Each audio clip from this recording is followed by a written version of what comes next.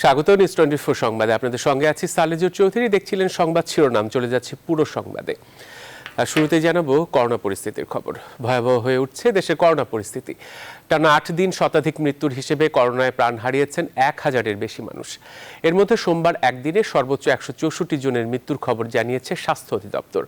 আক্রান্তের সংখ্যা 9964 আর শনাক্তের হার প্রায় 30%। জনস্বাস্থ্য বিশেষজ্ঞরা বলছেন, কঠোর বিধি নিষেধ নিশ্চিত করা না গেলে মৃত্যুর হার কমানো সম্ভব হবে না। একই সঙ্গে দ্রুত সময়ের মধ্যে মোট জনগোষ্ঠীর বড় অংশকে টিকার আওতায় আনার পরামর্শ তাদের। শাহালি জয়ের রিপোর্টে বিস্তারিত। করোনা সংক্রমণ শুরুর পর থেকে বর্তমানে সবচেয়ে কঠিন সময় পার করছে বাংলাদেশ। হাসপাতালগুলোতে বাড়ছে রোগীর চাপ, তৈরি হচ্ছে আইসিইউ সংকট। শ্বাসকষ্ট হয় না, গলা কামড়াইতেছে। আমার বাসায় 3 জন আক্রান্ত হয়েছে, আরো 2 জনের অবস্থা ওইরকমই মনে হচ্ছে সিমটম দেখে। স্বাস্থ্য অধিদপ্তরের হিসেবে গেল 8 দিনে করোনায় মৃত্যুর সংখ্যা 1058। সবশেষ 24 ঘন্টায় মৃত্যু হয়েছে রেকর্ড 124 জনের, শনাক্ত প্রায় 10,000। ঈদ উল ফিতরের পর থেকে সীমান্তবর্তী জেলাগুলোয় রোগীর সংখ্যা হঠাৎই বাড়তে থাকে, পরে আশপাশের জেলাগুলোতেও তা ছড়িয়ে পড়ে। এর ফলে মৃত্যুর সংখ্যাও বাড়তে থাকে লাফিয়ে লাফিয়ে।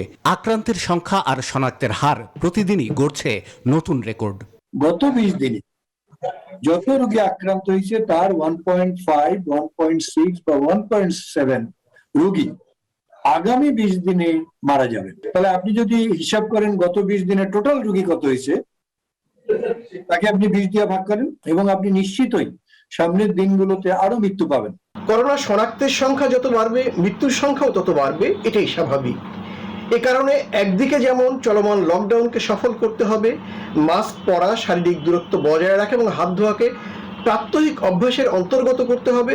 বিশ্ব স্বাস্থ্য সংস্থার মানদণ্ড অনুযায়ী কোনো দেশে করোনা পরিস্থিতি নিয়ন্ত্রণে আছে কিনা তা নির্ণয় হয় শনাক্তের হার বিবেচনায়। টানা 2 সপ্তাহের বেশি সময় পরীক্ষার বিপরীতে রোগী শনাক্ত 5% নিচে হলে পরিস্থিতি নিয়ন্ত্রণে আছে বলে ধরে নেওয়া যায়। সেখানে গত কয়েকদিন ধরে বাংলাদেশে রোগী শনাক্ত 20% বেশি।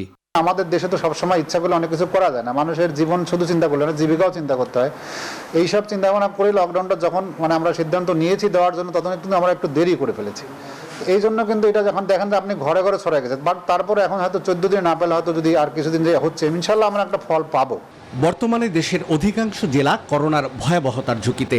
নমুনা পরীক্ষা ও রোগী শনাক্তের হার বিবেচনায় দেশের 64 জেলার মধ্যে 40টি সংক্রমণের উচ্চ ঝুঁকিতে রয়েছে। শাহ আলী জয়, নিউজ 24, ঢাকা। বর্তমানে করোনা শনাক্ত হওয়া রোগীদের মধ্যে 50%ই গ্রামের বলে জানিয়েছে স্বাস্থ্য অধিদপ্তর। সংস্থার মহাপরিচালক বলেছেন, 35 বছর বয়সসীমা নির্ধারণ করে চলতি সপ্তাহে আবারও চালু হবে নিবন্ধন প্রক্রিয়ার। সংস্থার প্রধান বৈজ্ঞানিক কর্মকর্তা বলেছেন, অ্যাস্ট্রাজেনেকার দ্বিতীয় ডোজ বাকি থাকাদের অন্য টিকা দেয়া যাবে কিনা তা নিয়ে শীঘ্রই গবেষণা শুরু হচ্ছে। আরিফিন শাকির জানাচ্ছেন বিস্তারিত। করোনা সংক্রমণ কমাতে সারা দেশে চলছে কঠোর বিধিনিষেধ, তবু কমছে না আক্রান্তর মৃত্যুর সংখ্যা, বরং প্রতিনিয়ত হচ্ছে করোনায় শনাক্ত আর মৃত্যুর রেকর্ড। স্বাস্থ্য অধিদপ্তর মহাপরিচালক বলছেন, বর্তমানে যারা করোনায় আক্রান্ত হচ্ছেন তাদের অর্ধেকই গ্রাম অঞ্চলের। আমাদের এখন যে সংক্রমণটা হচ্ছে এটা কমিউনিটিতে ছড়িয়ে গেছে এবং গ্রামে হচ্ছে বেশি, গ্রামের লোকজনের মধ্যে হচ্ছে বেশি। আমাদের যে হিসাব, সেই হিসাবে আমরা দেখতে পাচ্ছি মোর দেন 50% পেশেন্ট হচ্ছে গিয়ে ফ্রম দ্য ভিলেজ। স্বাস্থ্যবিধি মানার পাশাপাশি দেশের 80% মানুষকে টিকার আওতায় আনতে কাজ করছে স্বাস্থ্য অধিদপ্তর। 40 থেকে কমিয়ে চলতি সপ্তাহ থেকে 35 বছর বয়সীরাও টিকার জন্য নিবন্ধন করতে পারবে। রেজিস্ট্রেশনটা খুলে দেওয়া হবে। রেজিস্ট্রেশনটা আমাদের 40 পর্যন্ত ছিল, এটা 35 পর্যন্ত নামিয়ে আনার একটা সিদ্ধান্ত হয়েছে। আর আগে যারা নিবন্ধন করেছেন তারা আগে টিকা পাবেন, এভাবেই আমরা ঠিক করেছি। আর এর মধ্যে যুক্ত হয়েছে বিশ্ববিদ্যালয়ের ছাত্রছাত্রীরা, তারা পাচ্ছেন। সিরামের টিকা নেওয়া 15 লাখ মানুষ এখনও দ্বিতীয় ডোজ পায়নি। টিকা সংকটের কারণে বিভিন্ন দেশে মিশ্র ডোজ ব্যবহারের পরীক্ষা চলছে। আইইডিসিআর এর প্রধান বৈজ্ঞানিক কর্মকর্তা বলেছেন, দেশেও মিশ্র ডোজ ব্যবহারে গবেষণা হতে পারে।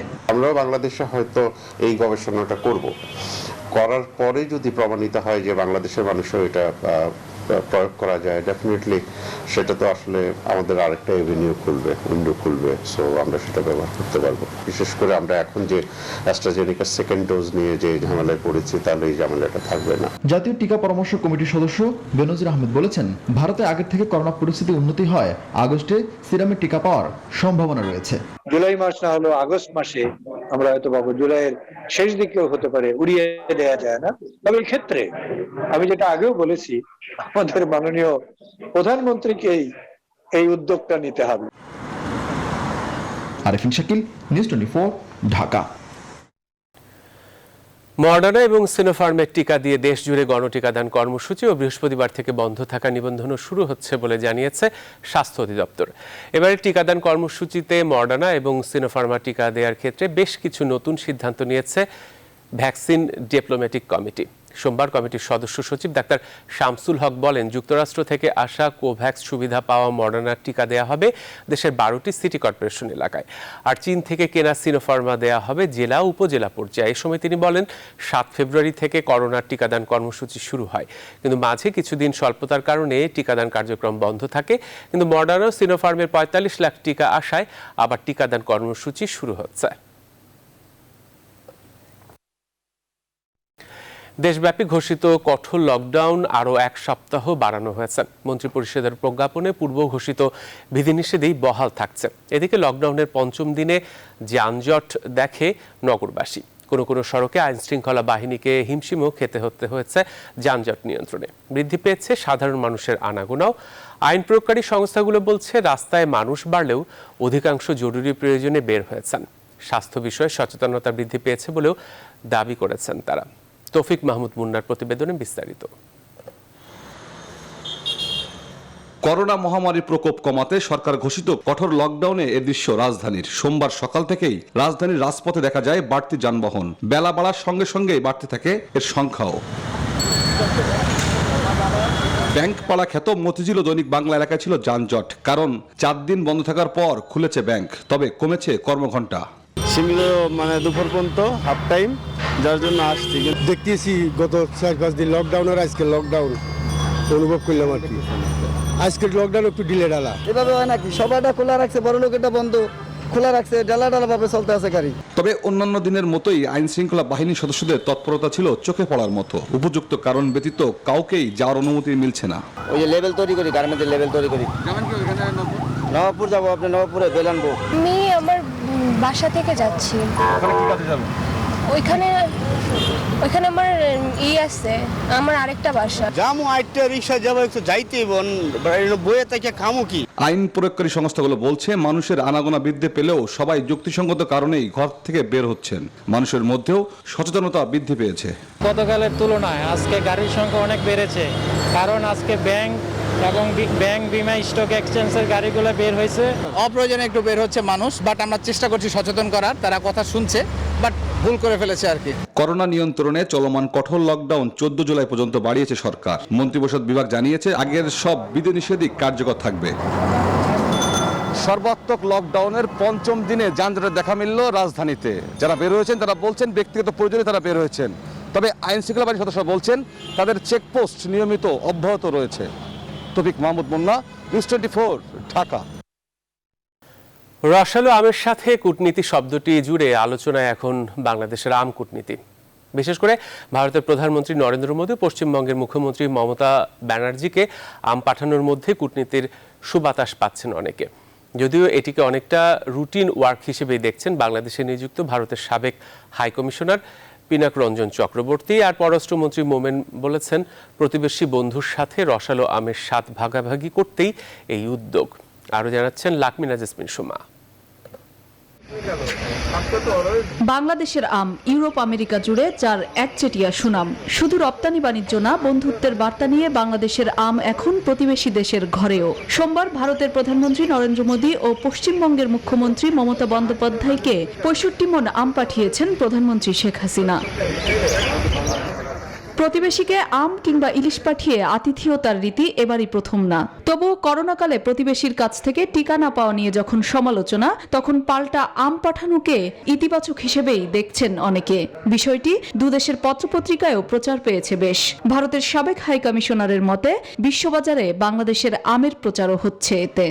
এখন ম্যাঙ্গো সিজন, আমাদের ম্যাঙ্গো কত রকমের ম্যাঙ্গোর এখানে ভ্যারাইটি আছে, বেঙ্গলে তো অনেক ভ্যারাইটি আছে, এটা একটা প্রচারও হয়, তাতে সুবিধা হয়। শুধু ভারত না, প্রতিবেশী নেপাল, ভুটান সহ চীন, জাপান ও আরব আমিরাতেও আমের ছুরিতে বন্ধুত্বের বার্তা পাঠাচ্ছে বাংলাদেশ। যদিও পররাষ্ট্রমন্ত্রীর ভাষায় এটি বন্ধুর সাথে মিষ্টি আমের ভাগাভাগি মাত্র।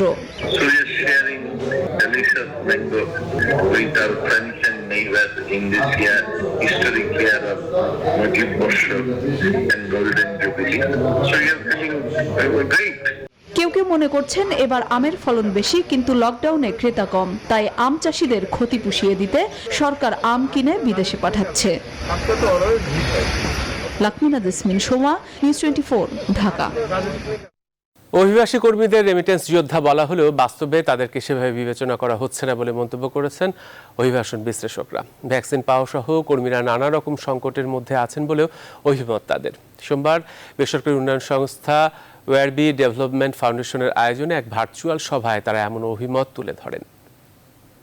We should also try our best to reduce the cost of migration itself, which is inexplicably high in some countries. এবং দেখা গেছে যে তাদের অনেক স্যালারি বাকি ছিল, বেনিফিট বাকি ছিল, সেগুলি নিয়ে আসতে পারেননি। Human security of migrants, that has to be given priority, more priority than national security.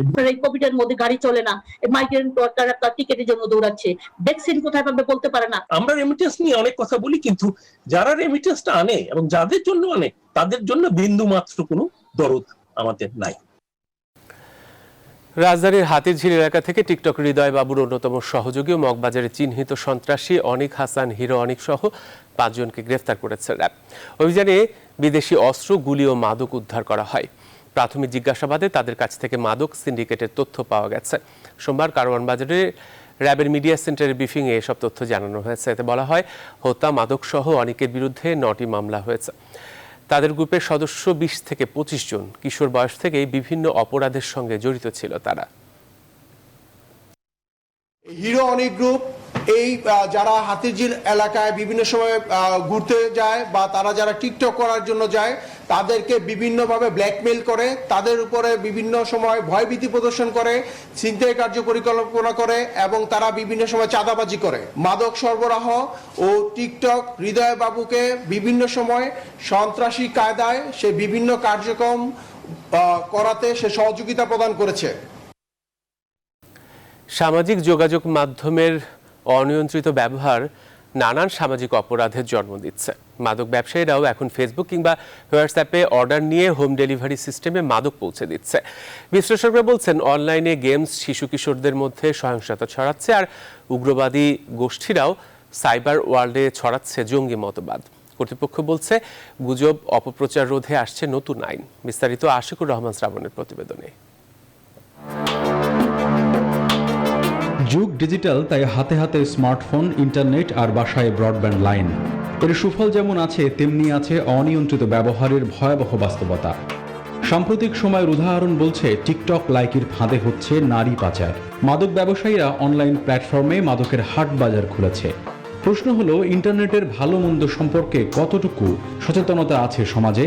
অপরাধ বিজ্ঞানের ভাষায় অনিয়ন্ত্রিত সামাজিক যোগাযোগ মাধ্যম নতুন নতুন অপরাধের জন্ম দিচ্ছে। এই ধরনের অ্যাপসগুলো, যেগুলো সো কল্ড এন্টারটেইনমেন্ট অ্যাপস, সেখানে প্রপার সার্ভেলেন্সের ব্যবস্থা করতে হবে। সার্ভেলেন্সের ক্ষমতা আমি মনে করি ল এনফোর্সমেন্ট এজেন্সির থাকবে। পুলিশের কাউন্টার টেররিজম ইউনিট বলছে, সামাজিক যোগাযোগ মাধ্যমে নানা রকম পোস্ট দিয়েও উগ্রবাদের প্রতি সমর্থন আদায়ের চেষ্টা করছে একাধিক গোষ্ঠী। বাংলাদেশের 90 জেএমবির কথা বলেন বা 15 জেএমবির কথা বলেন কিংবা হরকতুল জিহাদের কথা বলেন, এই কোভিড সিচুয়েশনে, এই মহামারী বা অতিমারির সময়ে অনলাইনে তাদের অ্যাক্টিভিটিটা একটু বেড়ে গিয়েছে এবং সেটা হচ্ছে, আমি বলবো যে এক ধরনের রেডিকালাইজেশন অনলাইনে হচ্ছে, অনেকে আইনের আওতায় নিয়ে আসা হচ্ছে। সোশ্যাল মিডিয়ার লাইক, কমেন্টস আর ভিউয়ের পেছনে ছুটতে গিয়ে প্রতিনিয়তই সাইবার ইথিক্স ভাঙছে, ঘটছে অপরাধ, বলছে পুলিশের সাইবার ক্রাইম ইউনিট। 2 বছরে অভিযোগের সংখ্যা আরো বেড়ে গিয়েছে, যেটা আগের তুলনায় 2-fold বলবো আমি। যখন আমি প্রত্যেক দিনই প্রায় 15 থেকে 20টার মতো কমপ্লেন আমি রিসিভ করি, এবং কমপ্লেনগুলোর মধ্যে 80% কমপ্লেন হচ্ছে পাওয়া যাচ্ছে ফ্রম দ্য গার্লস, এবং গার্লসগুলোর মধ্যে টিনেজার সংখ্যা আরও বেশি। 8ম শ্রেণী বা 6ষ্ঠ শ্রেণীর পাঠ্য বইয়ে, বিশেষ করে সমাজবিজ্ঞান বইয়ে, যে সাইবার এথিক্স নামে একটা অধ্যায় করার এখন যথেষ্ট সময় এসেছে এবং এটা হাই টাইম। সামাজিক যোগাযোগ মাধ্যমে অপরাধ নিয়ন্ত্রণে নতুন আইন নিয়ে ভাবছে সরকার, এমনটাই জানালেন প্রতিমন্ত্রী। এখানে আমাদের একটা নতুন আইন প্রণয়নের কাজ আমরা হাতে নিয়েছি, যেটা আপনার খেয়াল করে দেখবেন ইউরোপীয় ইউনিয়ন ওরা জিডিপিআর করেছে। ফেসবুক, গুগল এরা ব্যবহার করতে চায়, তাহলে পরে অবশ্যই তাদের ওখানে সার্ভার থাকতে হবে, ডেটা সেন্টার থাকতে হবে। একই রকম আইন করেছে অস্ট্রেলিয়া এবং সিঙ্গাপুর। আমরা বাংলাদেশের জন্য একটা ডেটা প্রোটেকশন ল আমরা ড্রাফটিং করেছি, এখন এটা যাচাই বাছাই চলছে, এবং তাদের প্ল্যাটফর্মে কোনো ধরনের দেশের আইনের বিরুদ্ধে কোনো কিছু হলে তখন আমরা কিন্তু আইনের আওতায় তাদেরকে আসতে বাধ্য করতে পারবো। প্রস্তাবিত আইনে বিদেশি সোশ্যাল প্ল্যাটফর্মগুলোর ডাটা সেন্টার বা শাখা অফিস বাংলাদেশে স্থাপনের বাধ্যবাধকতার বিধান রাখার বিষয়টিও শোনা যাচ্ছে। আশিকুর রহমান শ্রাবণ, নিউজ 24, ঢাকা। স্বরাষ্ট্রমন্ত্রী আসাদুজ্জামান খান কামালের ধানমন্ডির বাসায় বৈঠক করেছেন হেফাজত ইসলামের আমির জুনায়েদ বাবুনগরী সহ সংগঠনের নেতাকর্মীরা। এ সময় তার সঙ্গে ছিলেন সংগঠনের মহাসচিব নুরুল ইসলাম জিহাদি। সোমবার রাত 8:30টার দিকে বাবুনগরী মন্ত্রীর বাসায় প্রবেশ করেন। পরে রাত 10:30টার দিকে তারা বৈঠক শেষে বের হয়ে যান। এ সময় গণমাধ্যম কর্মীদের সঙ্গে কোনো কথা বলেননি তারা। বৈঠক শেষে জানা গেছে, ঈদুল আজহার আগে শীর্ষ নেতাদের মুক্তি, পাশাপাশি স্বাস্থ্যবিধি মেনে কওমি মাদ্রাসা খুলে দেওয়া সহ আরও বেশ কিছু দাবি জানান তারা। এর আগে বিভিন্ন সময় স্বরাষ্ট্রমন্ত্রীর সঙ্গে বৈঠক করে কারাবন্দী নেতাদের কারামুক্তির দাবি জানান হেফাজতের বর্তমান শীর্ষ নেতারা। করোনা মোকাবেলায় ব্যর্থতার দায় স্বীকার করে সরকারের পদত্যাগ করা উচিত বলে মন্তব্য করেছেন বিএনপি স্থায়ী কমিটির সদস্য খন্দকার মোশাররফ হোসেন। সেই সাথে টিকা সংগ্রহ প্রদানের রোডম্যাপ ঘোষণারও দাবি জানিয়েছেন তিনি। সোমবার দুপুরে এক ভার্চুয়াল সংবাদ সম্মেলনে এসব কথা বলেন সাবেক এই স্বাস্থ্যমন্ত্রী। কর্মসূচি নিয়ে অনিশ্চয়তা, স্বেচ্ছাচারিতা এবং কোভিড-19 মোকাবেলায় সরকারের ব্যর্থতায় গভীর উদ্বেগ প্রকাশ করছে এবং সরকারের উদাসীনতার তীব্র নিন্দা জানাচ্ছে। করোনা মোকাবেলায় সরকারের পরিকল্পনা, টিকা সংগ্রহের রোডম্যাপ এবং টিকাদান কর্মসূচির ভবিষ্যৎ পদক্ষেপ সম্পর্কে সকল তথ্য জনগণের সামনে উপস্থাপনের আমরা জোর দাবি জানাচ্ছি।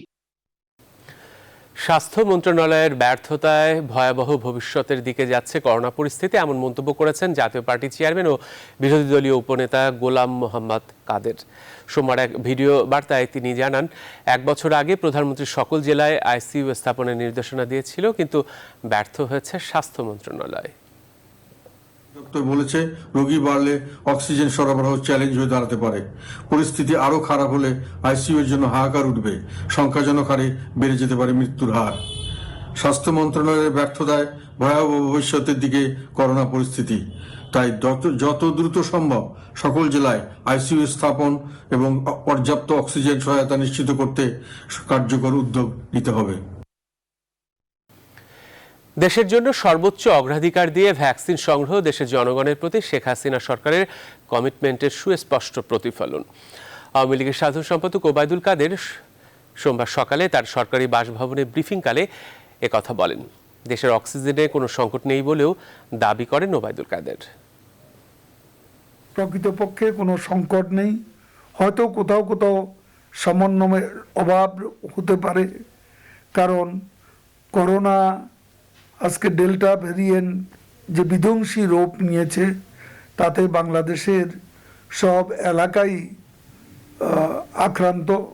মফস্বলে কোথাও কোথাও হয়তো সমন্বয়ের অভাবে আপাতত কিছু সমস্যা হতে পারে, সেটা সমাধানের জন্য প্রধানমন্ত্রী নির্দেশনা দিয়েছেন। ঈদুল আজহায় ফের শতভাগ উৎসব ভাতা থেকে বঞ্চিত করা হলে প্রতিবাদ স্বরূপ প্রতীকী মোরগ কোরবানির ঘোষণা দিয়েছে এমপিভুক্ত শিক্ষক কর্মচারীদের ১৩ সংগঠনের জোট। ঈদের তৃতীয় দিন জাতীয় প্রেস ক্লাবের সামনে এই কর্মসূচি পালন করা হয়। শতভাগ উৎসব ভাতা বাস্তবায়ন কমিটির বিজ্ঞপ্তিতে এই তথ্য জানানো হয়েছে। নেতৃবৃন্দ শতভাগ উৎসব ভাতার প্রজ্ঞাপন জারি না হওয়া পর্যন্ত ধারাবাহিক আন্দোলন কর্মসূচি চালিয়ে যাওয়ারও ঘোষণা দেন।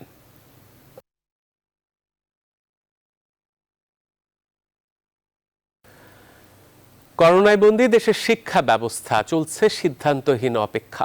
আপাতত অ্যাসাইনমেন্ট টেস্টের মাধ্যমে চালিয়ে নেওয়া হচ্ছে প্রাথমিক ও মাধ্যমিকের শিক্ষা কার্যক্রম। করোনা উপস্থিতির উন্নতি না হলেও এবছরও আসতে পারে অটোপাসের ঘোষণা। আর নামমাত্র অনলাইন ক্লাস, পরীক্ষায় খুঁড়িয়ে খুঁড়িয়ে চলছে উচ্চশিক্ষা। যদিও সেশন জট এড়াতে নানা পরিকল্পনার কথা বলছেন কর্তৃপক্ষ। সজল দাসের রিপোর্ট। ছোট ছোট ছেলে মেয়ে বা সন্তানরা স্কুল, কলেজ, ইউনিভার্সিটিতে যায়, সেই বাবা মাই কিন্তু চান না তাদের বাচ্চাদের স্কুলে পাঠাতে।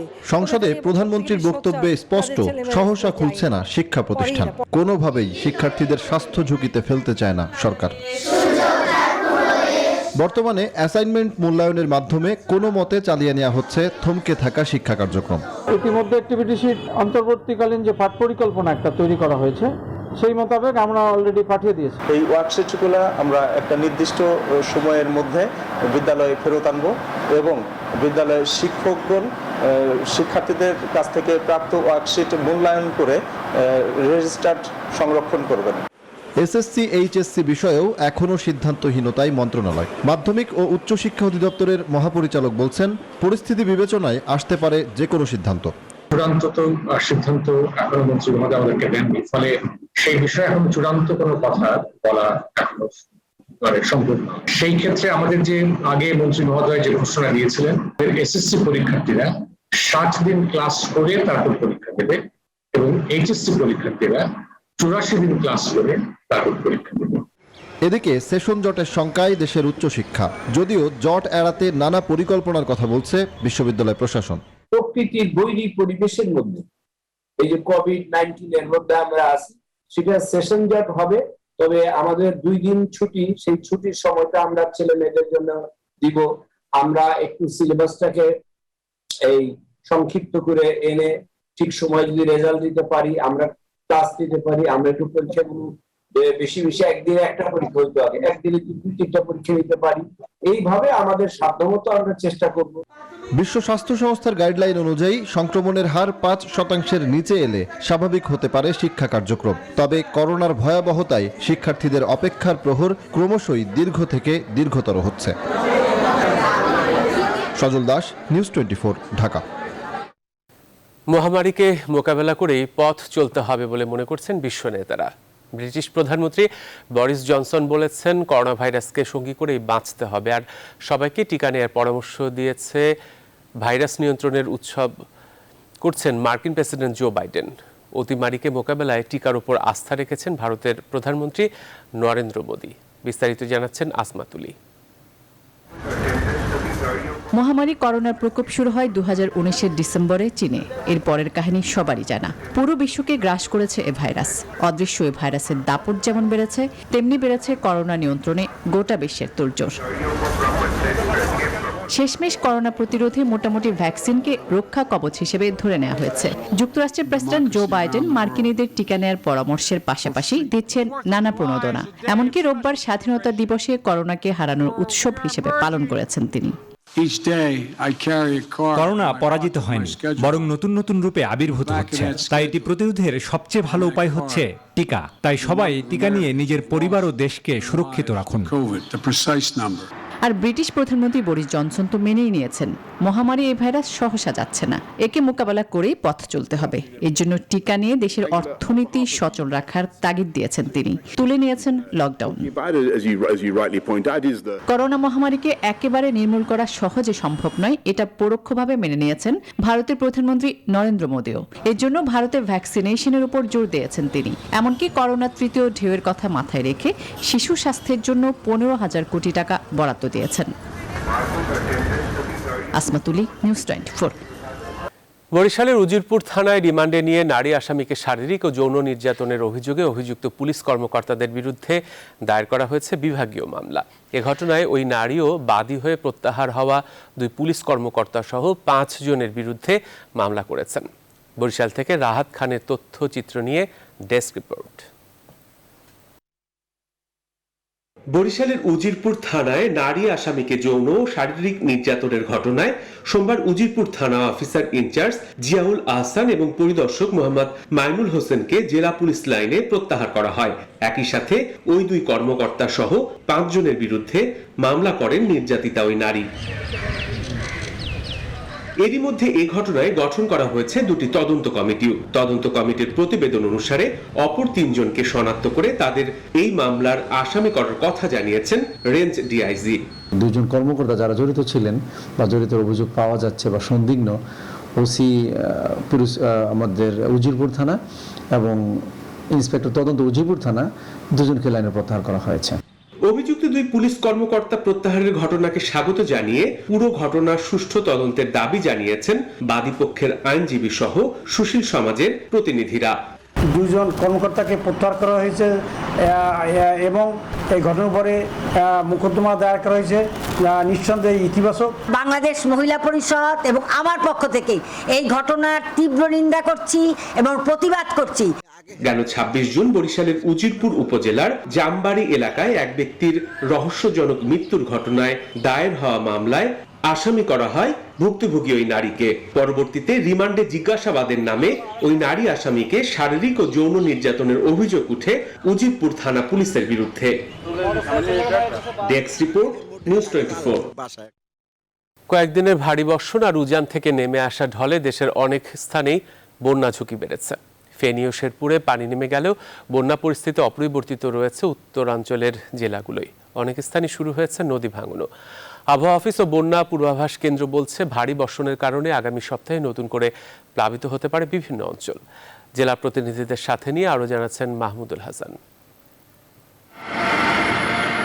এবার বর্ষায় অতিবর্ষণ আর পাহাড়ি ঢলে পানি বেড়েছে যমুনা, তিস্তা, ধরলা, ব্রহ্মপুত্র সহ প্রায় সব নদ নদীর পানি। কিছুটা আগেই অনেক অঞ্চলে দেখা দিয়েছে বন্যা পরিস্থিতির। কুড়িগ্রামে গত 24 ঘন্টায় তিস্তা নদীর পানি বেড়েছে 10 সেন্টিমিটার আর ধরলা নদীর 38 সেন্টিমিটার। ভেসে গেছে পুকুরের মাছ, নষ্ট হয়েছে প্রায় 30 ভাগ জমির ফসল। এই যে এক সপ্তাহ ধরে মনে করেন ভাঙনি চাপছে, কামার রোজগার নাই, কোনো কিছু নাই। এই স্রোতে মনে করেন প্রায় 150 ঘরবাড়ি ভেঙে গেছে। ঢলের পানিতে নদীতে ভাঙন দেখা দেয় দুশ্চিন্তায় নেত্রকোনার হাওর অঞ্চলের মানুষ। অনেক স্থানেই বাঁধ ক্ষতিগ্রস্ত হওয়ায় পানি ঢুকেছে লোকালয়ে। বন্যা পানির লেগে মনে করেন আমরা যাইতে পারি না, ঘর থেকে মনে করেন বাইরেতে পারি না। জনপ্রতিনিধি যারা আছে, মেম্বার, চেয়ারম্যান, তারা এখন পর্যন্ত কোনো খোঁজ খবর নেয় নাই। বন্যার পানি নেমে পরিস্থিতির কিছুটা উন্নতি হয়েছে ফেনী ও শেরপুর জেলায়, তবে অনেক স্থানেই শুরু হয়েছে তীব্র নদী ভাঙন। প্রতি বছরে পানি আসে, আমরা বন্যাটা থাকের পাই না, পাক চাকুরি খাবার পাই না, গোলা পানি কষ্ট। আর ধান মনে করলেন আমগর পানির নিচে চলে গেছে, মানে সব খাওয়া যেতেছে গা। বর্ষার এই ভরা মৌসুমে পুরো জুলাই মাস জুড়েই মাঝারি ও ভারী বৃষ্টিপাতের পূর্বাভাস আবহাওয়া অফিসের। জুন মাসে কিন্তু স্বাভাবিকের চাইতে মোটামুটি 17% বৃষ্টিপাত বেশি হয়েছে আমাদের বাংলাদেশের উপরে। আমরা আশা করছি জুলাই মাসেও হয়তো স্বাভাবিক বৃষ্টি অথবা তার চাইতে কিছুটা বৃষ্টিপাতের মানে বেশি হওয়ার সম্ভাবনা। তবে আগামী সপ্তাহে উত্তরাঞ্চলের নদীগুলোর পানি বাড়লেও দেশে বড় বন্যার আশঙ্কা নেই জানিয়েছে বন্যা পূর্বাভাস ও সতর্কীকরণ কেন্দ্র। মাহমুদুল হাসান, নিউজ 24, ঢাকা। অবশেষে আগারগাঁও নিউরোসায়েন্স হসপিটালের ঝুঁকিপূর্ণ বেসমেন্ট নির্মাণের নামে অগ্রিম হাতিয়ে নেওয়া 10 কোটি টাকা ফেরত এনে জমা দেওয়া হলো কেন্দ্রীয় ব্যাংকে। আলোচিত ঠিকাদারি প্রতিষ্ঠান জিকে শামীমগঞ্জের কাছ থেকে অর্থ আনার এমন খবর জানিয়েছে গণপূর্ত অধিদপ্তর। তারা বলছে এমন অনিয়মের আরও অর্থ অনুসন্ধান করছে তারা। মৌ খন্দকারের রিপোর্টে বিস্তারিত। প্রথম পর্যায়ে জিকে শামীমের প্রতিষ্ঠান হাসপাতালের বেসমেন্টের কাজ পায়। চুক্তির আলোকে 4 মাসের মধ্যে শেষ করার লক্ষ্য নিয়ে বেসমেন্টের কাজও শুরু হয়। নির্ধারিত সময়ে কাজ না করেও 10 কোটি টাকা হাতিয়ে নেয় তারা। পরে দুর্নীতির অভিযোগে শামীমের প্রতিষ্ঠান এই কাজ হারায়। কাজ পায় নতুন প্রতিষ্ঠান। বিষয়টি নিয়ে নানা সমালোচনার পর সেই অর্থ ফেরত আনতে কাজ শুরু করে গণপূর্ত অধিদপ্তর। সিএজি দপ্তরের সঙ্গে আমরা পরামর্শ করে তাদের সঙ্গে তাদের মতামত নিয়ে তার রিটেনশন মানি থেকে আমরা এই যে অতিরিক্ত 10,40,00,000 টাকা দেওয়া হয়েছিল তাকে, সেই টাকা আমরা সরকারি কোষাগারে জমা করে দিয়েছি। তিনি জানান, অতীতের নানা অনিয়মের বিরুদ্ধে কাজ করেছে গণপূর্ত অধিদপ্তর। ফলে শুধু জিকে শামীম নয়, এই ধরনের আরও অনিয়ম তদন্ত করে টাকা ফেরত আনার পরিকল্পনা নেওয়া হয়েছে। সংশ্লিষ্ট এটার সঙ্গে যারা যুক্ত ছিল, এটা দায় নির্ধারণের কার্যক্রমও যে এখানে চলমান, আমরা যে কাউকে প্রশ্রয় দিচ্ছি না, এটাও কিন্তু আসছে। জিকে শামীমের মতো এই সমস্ত সিন্ডিকেট আমরা আশা করি আর এটা হবে না। জিকে শামীমের আরও কাজের অনুসন্ধান চলছে বলেও জানায় তারা। মৌ খন্দকার, নিউজ 24, ঢাকা। করোনা ভাইরাসের সংক্রমণ ঠেকাতে চলছে কঠোর লকডাউন। এ সময় দুস্থ অসহায় মানুষের পাশে দাঁড়িয়েছে বাংলাদেশ পুলিশ নারী কল্যাণ সমিতি পুনাক। রোববার রাজধানীর বিভিন্ন এলাকায় খাবার বিতরণ করেছে সংগঠনটি। সোমবার পুলিশ সদর দপ্তর থেকে এই তথ্য জানানো হয়েছে। পুনাক সভানেত্রী সংগঠনের অন্যান্য নেতাদের রোববার রাত 10টায় রাজধানীর রাজারবাগ, শাহজাহানপুর, কমলাপুর, গুলিস্তান, শাহবাগ, বাংলা মোটর সহ অন্যান্য স্থানে অসহায় মানুষের মাঝে খাবার বিতরণ করেন।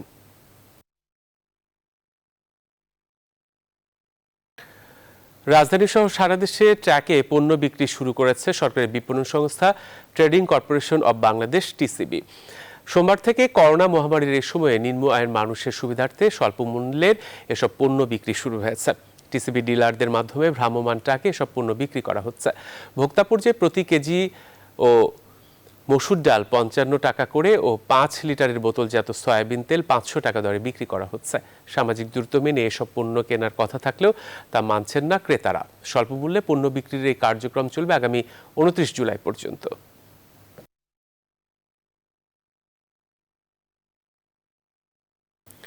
এবারে জানাবো ফার্স্ট সিকিউরিটি ইসলামী ব্যাংক অর্থ বাণিজ্য সংবাদ।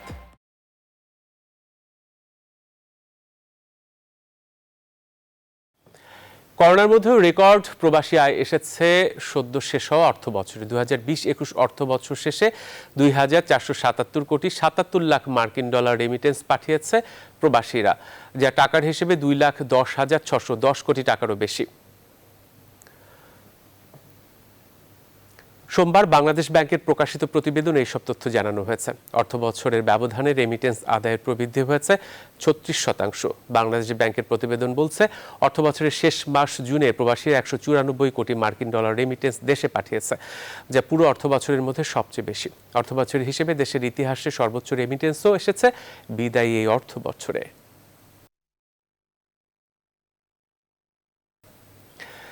শাহজালাল ইসলামী ব্যাংকের বগুড়া শাখায় স্থানান্তর করা হয়েছে। শাহজালাল ইসলামী ব্যাংক বগুড়া শাখার নতুন ঠিকানা বগুড়ার বড়গোলা রংপুর রোডের B2 টাওয়ারে নেওয়া হয়েছে। Bogura chamber of commerce and industries সভাপতি মোহাম্মদ মাসুদুর রহমান মিলন শাখাটির উদ্বোধন করেন। সামাজিক দূরত্ব বজায় রেখে স্বল্প পরিসরে শাখা উদ্বোধনী অনুষ্ঠানের আয়োজন করা হয়। এসব উপস্থিত ছিলেন শাহজালাল ইসলামী ব্যাংকের বগুড়া শাখার ব্যবস্থাপক মোহাম্মদ আবু সাইদ সহ আরও অনেকেই। এবারে আন্তর্জাতিক প্রসঙ্গ। মমতা বন্দ্যোপাধ্যায় তৃণমূলে যোগ দিলেন ভারতের প্রয়াত রাষ্ট্রপতি প্রণব মুখোপাধ্যায়ের ছেলে প্রাক্তন কংগ্রেস সাংসদ অভিজিৎ মুখোপাধ্যায়। সোমবার বিকেলে তৃণমূল ভবনে গিয়ে আনুষ্ঠানিকভাবে জোড়াফুল শিবিরে যোগ দেন তিনি। এ সময় সেখানে উপস্থিত ছিলেন তৃণমূলের মহাসচিব তথা মন্ত্রী পার্থ চট্টোপাধ্যায় এবং লোকসভার দলনেতা সুদীপ বন্দ্যোপাধ্যায়। তৃণমূলে যোগ দেওয়ার কারণ হিসেবে অভিজিৎ জানান, বিধানসভা ভোটে মমতা প্রমাণ করেছেন তিনি বিজেপিকে রুখতে পারেন, আর সেই বিশ্বাসেই তিনি এবার তৃণমূলে যোগ দিয়েছেন।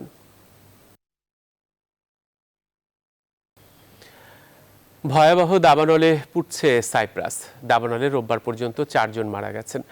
আগুন নিয়ন্ত্রণে আনতে দেশে আন্তর্জাতিক সাহায্যের আহ্বানে এরই মধ্যে সহায়তা আসতে শুরু করেছে। এদিকে বর্তমানে ব্রিটিশ কলম্বিয়ায় 180টিরও বেশি দাবানলের সাথে যুদ্ধ করছে কানাডা। অন্যদিকে জাপানের প্রবল বৃষ্টিতে সৃষ্ট ভূমিধসে নিখোঁজ শতাধিক মানুষকে উদ্ধারে অব্যাহত রয়েছে অভিযান। নিবিড় আমিনের ডেস্ক রিপোর্ট। সাইপ্রাসের ইতিহাসে এটাই সবচেয়ে বড় দাবানল। প্রচণ্ড বাতাসের কারণে বেড়েই চলেছে আগুন। এরই মধ্যে প্রাণহানি হয়ে গেছে বেশ কয়েকজনের। চরম এই সংকটে দেশটিকে সাহায্য করার কথা জানিয়েছে গ্রিস, ইতালি ও ইসরায়েল। ব্রিটিশ সেনারাও শুরু করেছে আগুন নিয়ন্ত্রণের কাজ। আগুন লাগানোর সন্দেহে সাইপ্রাসে 67 বছরের এক বৃদ্ধকে আটক করেছে পুলিশ। এদিকে প্রচণ্ড তাপদাহের মধ্যেই কানাডার ব্রিটিশ কলম্বিয়া প্রদেশে এখনও সক্রিয় রয়েছে শতাধিক দাবানল। দুর্যোগপ্রবণ এলাকাগুলো থেকে বাসিন্দাদের সরিয়ে নিচ্ছে সরকার। ক্যারিবিয়ানে হারিকেন ঝড় এলসার আঘাতে প্রবল বাতাস ও ভারী বৃষ্টিপাত শুরু হয়েছে কিউবায়। অন্যদিকে জাপানের সমুদ্র তীরবর্তী শহর আটামিতে বৃষ্টি ও ভূমিধসে এখনও পর্যন্ত নিখোঁজ রয়েছেন বহু মানুষ, প্রাণ হারিয়েছেন বেশ কয়েকজন। ভূমিধসে ক্ষতিগ্রস্ত হয়েছে শতাধিক ভবন, অব্যাহত রয়েছে উদ্ধার কাজ। পুরোপুরি জলে ডুবে গেছে আমার ঘর। উদ্বিগ্ন হয়ে আশ্রয় নেওয়ার সিদ্ধান্ত নেই, তবে আমি জানি না কতদিন এভাবে থাকতে হবে আমাকে। ব্যাপারটা মারাত্মকভাবে চিন্তায় ফেলে দিচ্ছে আমায়। প্রচণ্ড বৃষ্টিপাত হয়েছে দেশটির বিভিন্ন এলাকায়, আরও হতে পারে বলে দেয়া হয়েছে পূর্বাভাস। নিবির আমিন, নিউজ 24। জানাবো খেলার খবর। আগামী 7 জুলাই জিম্বাবুয়ের বিপক্ষে একমাত্র টেস্টে মাঠে নামে বাংলাদেশ। এই ম্যাচকে সামনে রেখে অনুশীলনে ব্যস্ত সময় পার করছেন টাইগাররা। হেড কোচ রাসেল দোমিঙ্গোর অধীনে নেটে বাড়তি সময় দিয়েছেন মুশফিক তামিমরা। টেস্টে সাকিব আল হাসানের অন্তর্ভুক্তি বাড়তি পাওয়া বলে জানিয়েছেন রাসেল দোমিঙ্গো। পাশাপাশি জিম্বাবুয়ের বিপক্ষে ভালো ফলাফলের প্রত্যাশায় কোচ। সাকিব টেস্ট খেলার জন্য মুখিয়ে রয়েছে। ও টপ 6-এ যেমন ব্যাটিং এর শক্তি বাড়ায়, তেমনি বল হাতেও দলকে বড় সাপোর্ট দেয়। তার মতো বড় ক্রিকেটার দলে ফেরাটা স্বস্তি। এতে টিম কম্বিনেশনটাও ঠিক করা সহজ হয়। ফলাফলটা সবসময় গুরুত্বপূর্ণ। ওয়েস্ট ইন্ডিজ ও শ্রীলঙ্কার বিপক্ষে আমরা ভালো খেলেছি, কিন্তু ফলাফল আমাদের দিকে আসেনি। জিম্বাবুয়ের বিপক্ষে ছেলেরা অনেকটা মনোযোগী, তাদের বেসিক নিয়ে কাজ করে যাচ্ছি। আশা করছি ভালো কিছুই হবে।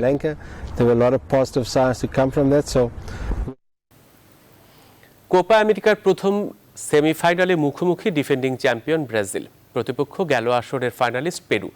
গ্রুপ পর্বে দুর্দান্ত জয়, সঙ্গে অতীত পরিসংখ্যান সব মিলিয়ে এই ম্যাচে এগিয়ে আছে ব্রাজিল। প্রতিপক্ষ সম্পর্কে স্পষ্ট ধারণা থাকায় কৌশল সাজাতে সুবিধার কথা বলেছে ব্রাজিল কোচ তিতে। অন্যদিকে জয়ের বিষয়ে আশাবাদী পেরু কোচ রিকার্দো গারিসা।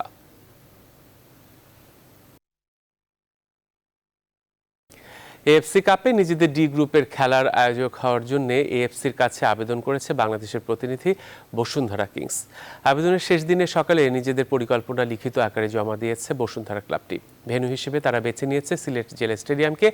আগে হোম অ্যান্ড অ্যাওয়ে পদ্ধতিতে খেলা হলেও করোনার জন্য এবারে একটি ভেন্যুতে হবে টুর্নামেন্টটি, আর সেটিরই আয়োজক হওয়ার পরিকল্পনা করছে কিংস। বিষয়টি আনুষ্ঠানিকভাবে বাংলাদেশ ফুটবল ফেডারেশনকেও জানিয়েছে ক্লাবটি। গ্রুপ পর্বে বসুন্ধরার সঙ্গে আছে ভারতের মোহনবাগ ও মালদ্বীপের মাজিয়া স্পোর্টস ক্লাব। চতুর্থ দলটি আসবে বেঙ্গালুরু এফসি ও মালদ্বীপের ইগলস ক্লাবের মধ্যকার ম্যাচ থেকে। গ্রুপ পর্বের খেলা হবে 18 থেকে 24 আগস্ট পর্যন্ত। প্রখ্যাত সঙ্গীত শিল্পী কবি সুমনের অসুস্থতার কথা শুনে বিচলিত হয়ে পড়েছিলেন তার ভক্তরা। খুশির খবর, শারীরিক অবস্থার কিছুটা উন্নতি হয়েছে তার। তিনি উঠে দাঁড়াতে পারছেন, শুধু তাই নয়, তুলতে পারছেন মধুর সুরে গানও। কিছুটা সুস্থ হওয়ার পর হাসপাতালের বেড থেকে তার গাওয়া গানের ভিডিও ভাইরাল হয়েছে সম্প্রতি।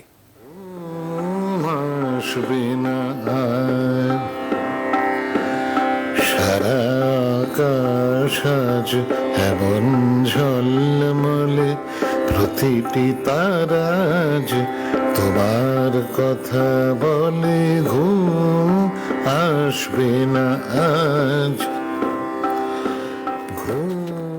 এই ছিল এখনকার সংবাদে, সাথে থাকে সবাইকে ধন্যবাদ।